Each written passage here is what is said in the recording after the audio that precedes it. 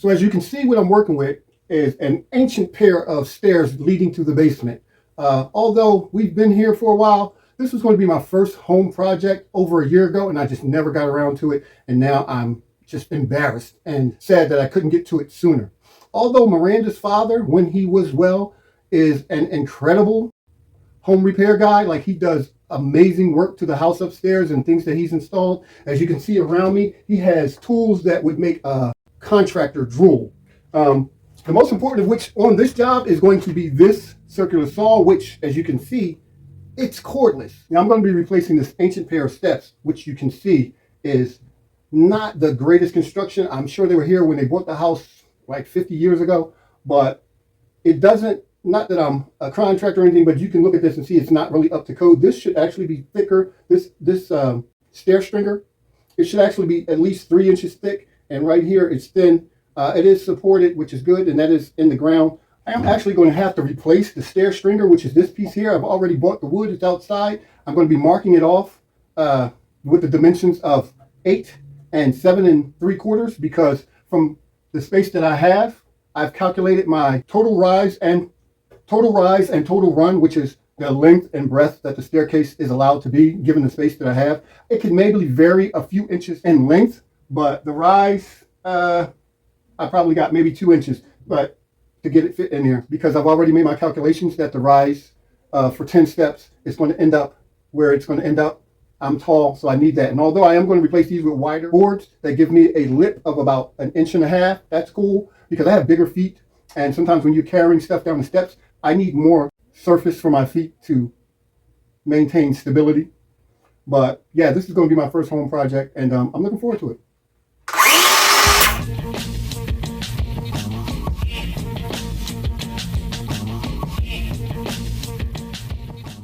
Okay, so what I'm preparing to do is mark off my stair stringer with the stairs. It's going to take 10 stairs, which is 10 risers and 10 treads.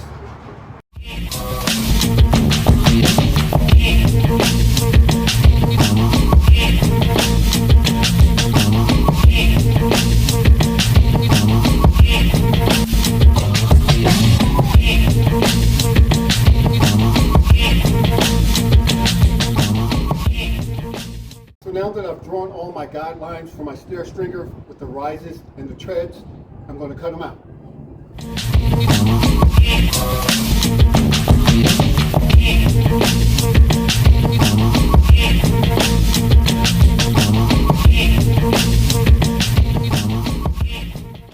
Okay, so I've cut up my stair steps. I haven't knocked them out because with a circular saw, you don't want to cut all the way past your line, because then you might start a weakness in the wood.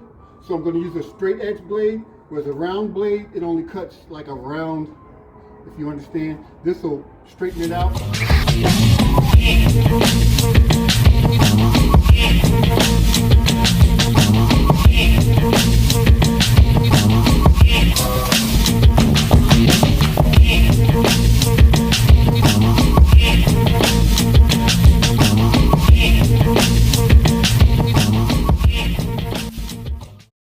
Okay, so I cut the stair stringer out. What you didn't see was I took it in the basement, I measured it up against where it's going to go before I removed the old steering, and it fit. So now I am going to use it as a guide instead of individually doing the stairs again. I'm just going to put this on top of it and trace it, and then cut it out of the wood so that they match exactly.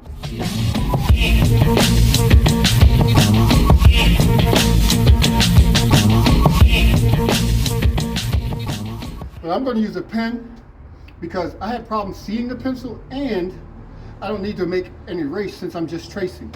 So I can just make my lines as dark with a pen and trace around this whole thing.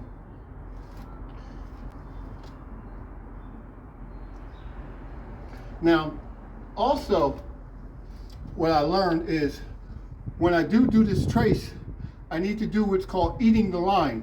So when I cut it, I should cut out the trace. I shouldn't see any ink left on the wood. I should cut along the trace and obliterate it so that it's gone.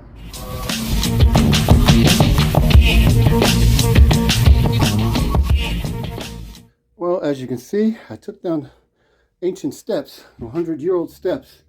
Look like something going down to Ben Franklin's basement.